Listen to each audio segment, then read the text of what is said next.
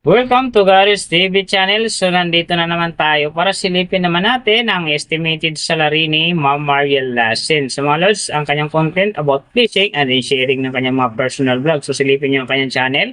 And then syempre support nyo na rin mga lods. At saka huwag yung kalimutan na isama na rin syempre sa pag-support ang aking channel. So ito ay request naman ni Rosela Gahoman. So idol, maraming salamat sa iyong request and then syempre sa pagsubaybay mo sa aking channel. Ingat ka palagi dyan and God bless. So mga lods, kung bago pa kayo sa aking channel, pakiclick naman ang subscribe natin and then syempre pakipost na rin ng notification bell para lagi kayong updated sa ating video. So ano pa ba ang hinihintay natin mga lods? Let's go!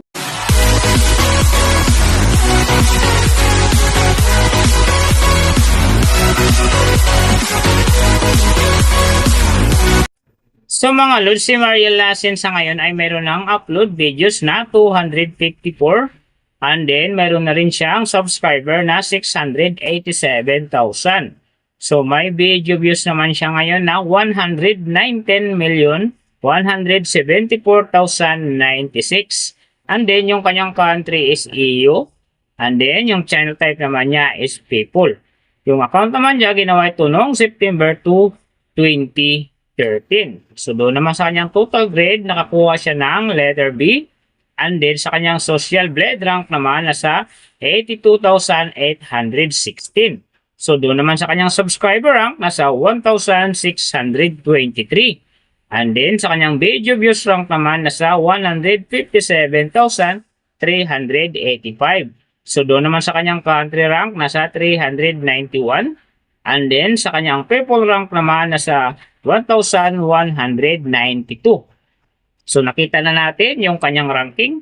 Silipin naman natin yung kanyang last 30 days na subscriber. So nakakuha siya dito ng 15k.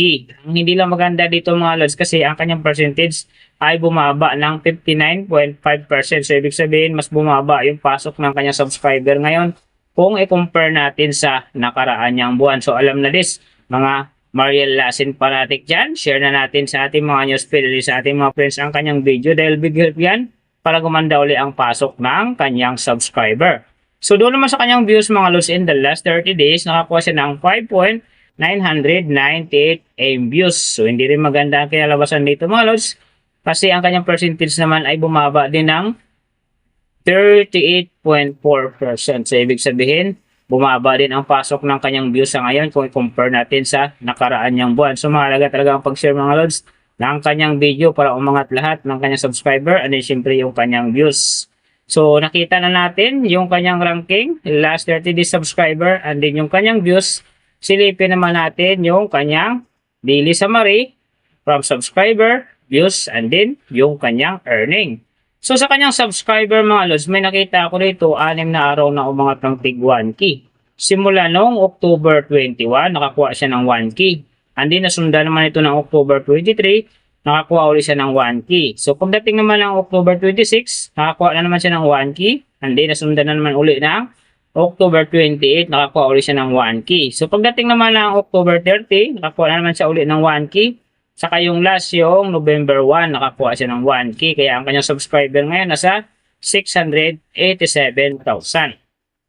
So doon naman sa kanyang views mga lods yung magaganda rito.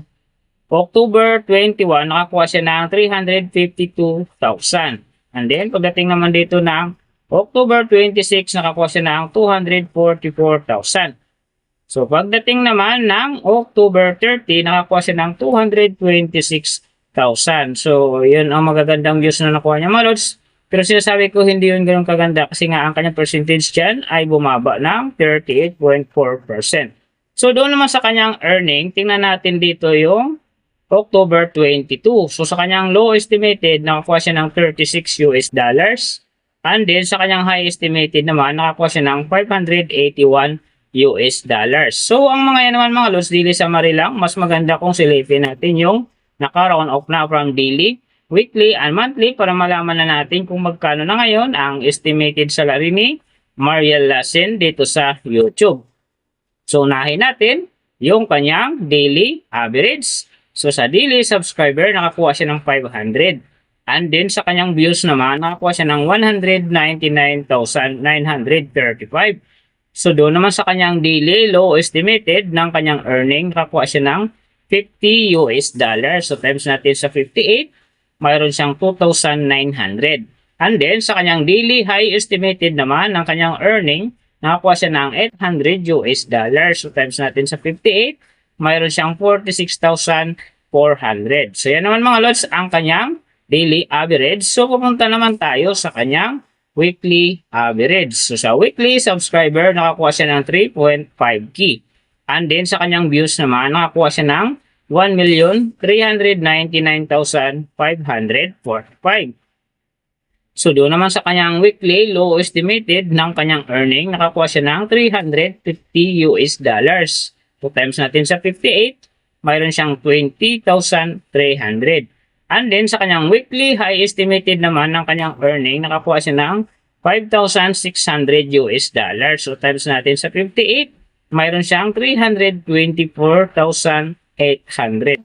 So yan naman mga lods ang kanyang weekly average. So pupunta naman tayo sa kanyang monthly average. So sa monthly subscriber, nakakuha siya ng 15K. And then sa kanyang views naman, nakakuha siya ng 5,998,034. So doon naman sa kanyang monthly low estimated ng kanyang earning, nakakuha siya ng $1,500 US. So times natin sa 58, mayroon siyang 87,000. And then sa kanyang monthly high estimated naman ng kanyang earning, nakakuha siya ng $24,000 US. So times natin sa 58, mayroon siyang 1,392,000. So yan naman mga lods ang kanyang monthly average. And then, yung nababanggit ko rito or nakikita nyo is pawang estimated lamang yan. Nakabase lang tayo sa Social Blade website. Isang public website na kahit sino pwedeng mag-open para malaman kung magkano na ang estimated salary ng ating mga iniidolong YouTuber, vlogger, or influencer. And then, maros like ko sinasabi, palaging natutupad dyan yung low estimated kasi nga hindi talaga natin kayang iliman yan sa ating mga viewers na huwag mag-skip ng ads. Pero pwede pa rin naman yan maging times 2, times 3, or maging times 4 pa yan kapag ang isang vlogger nakapagpa-viral ng kanyang video. Pero siyempre mga lods, kung fans ka ni Mariel Lassen, huwag ka na mag-skip ng ads dahil big help yan sa kanyang channel. At saka siyempre sa kanyang mga personal na hadikain. Pero siyempre mga lods, huwag nyo rin kalimutan na huwag na rin skip ang aking ads dahil big help yan sa aking channel at saka siyempre sa aking mga personal na hadikain. So mga lods, kung nagustuhan nyo ang video na to, paki-click naman ang subscribe natin and then syempre paki-post na rin ng notification bell para lagi kayong updated sa ating video. So big thank you sa lahat ng mga sumusuporta sa aking channel. Sa magsusupport pa lang, ingat kayo palagi and God bless at sana gabayan kayo palagi ng Panginoon sa ginagawa nyo araw-araw at syempre magtagumpay din kayo sa inyong mga pangarap. So hanggang dito na lang. See you on my next video.